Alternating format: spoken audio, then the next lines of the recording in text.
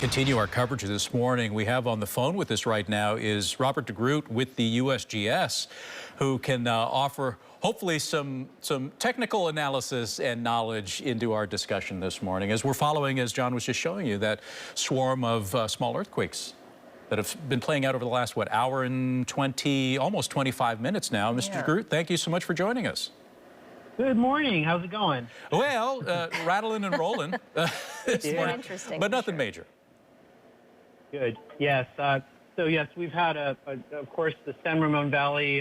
We're getting this morning since 6:27, and of course, a significant event at 7:01, a magnitude 4.3, and that event was actually large enough to trigger the Shake Alert Earthquake Early Warning System in California, but it was small enough so that people didn't get alerts on their phones. So we're definitely getting a lot of events this morning, and a lot of people are feeling them. We have over 4,000 reports from people for the event at 7:01.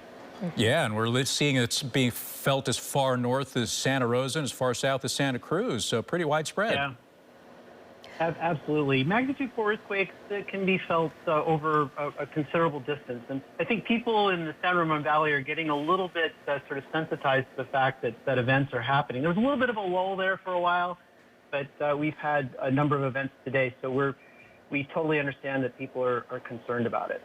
And Robert, we know that this type of swarm activity is pretty common in the East Bay, but out of curiosity, if you could explain to our viewers here, what exactly causes it?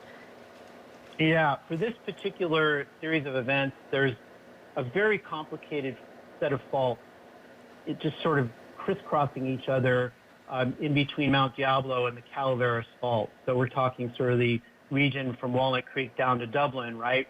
And it just, when they start moving around a little bit, earthquakes happen. One thing moves another earthquake happens. The last time we had something like this happen was back in 2015.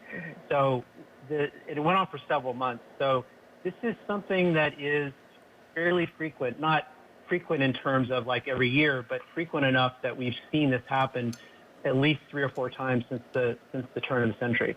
Oh, I'm glad you brought that up because I was trying to rack my brain. I knew we had this prolonged swarm in the Tri-Valley area. I couldn't remember when it was, but it was, 2015, huh? Yeah, it's back in 2015, and then before that in 2003 and 2002, and then so we've had several cases where this has actually happened. So. And I know last week we had a handful of them, I think like 10 over the course of the whole week. With I think Friday we had a couple of them, or at least maybe even 5 of them on Friday, if I remember right. And here we are Monday morning dealing with another little swarm of them. What a way to start the week, right? So, yeah.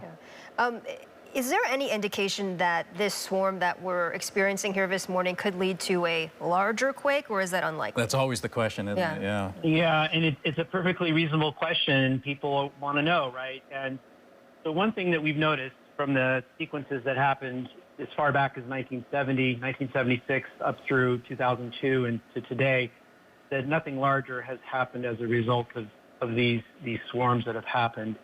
And for this particular event, for the 4.2, which is, we produce what's called an aftershock forecast, there's on the order of a 23% chance. So 1 out of 4, so to speak, that between this whole week that we'll see another magnitude 3, and about a 3% chance something at magnitude 4 or bigger. So the chances of a much bigger earthquake, say something that's much more significant, like say a magnitude 6, is like less than 1% at this point. Oh, well, that's reassuring for folks. Yeah, we unfortunately, we have to take a quick break right now, but I'm hoping you'll be available at some point later this morning. We may reach out to you again as we continue to track this swarm of earthquakes. Mr. DeGroot, thank you for your time.